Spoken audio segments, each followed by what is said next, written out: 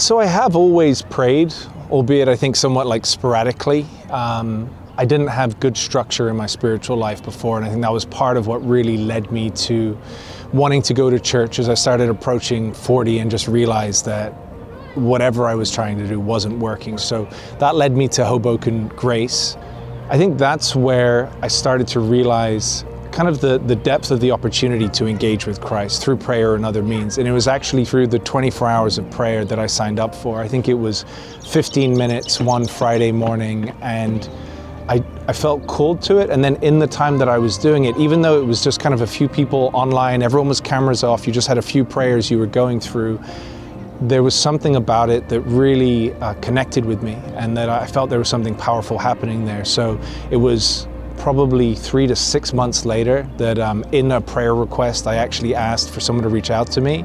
And then Miriam contacted me, and I joined the prayer team. And I think throughout my journey at Hoboken Grace, my experience with prayer has been one of, I would say, ups and downs, like maybe highs and lows. There's been times when I've experienced, I feel like all of my prayers are being answered, and I'm almost riding this incredible spiritual high. And then there's been other times where things are kind of just crashing around me and I'm struggling. But I think that through every step of the way, what prayer has allowed me to do is reach out and feel that connection with God. And then since joining the prayer team, experiencing other people's prayers and getting to see their prayers answered has impacted me in a way that it's kind of taken my belief and my faith to an entire another level, just seeing what God can do in people's lives and the power of prayer. So as I think about how I've engaged in prayer, every time prayer starts with gratitude.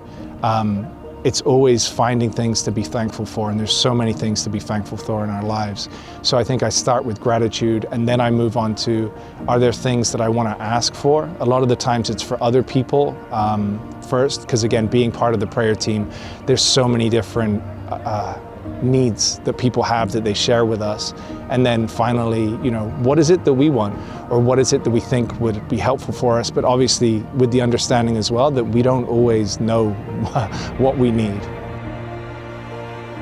Joined the prayer team about 3 months ago, and it's really about clearing your own mental slate and opening yourself up for the Spirit to engage you when you're praying for people. It's really not about you at all. So one of the most impactful things, again, is seeing some of the same people that come up week after week to then update you on what has happened since you've prayed, or we gave the prayer over to the group and the group prayed.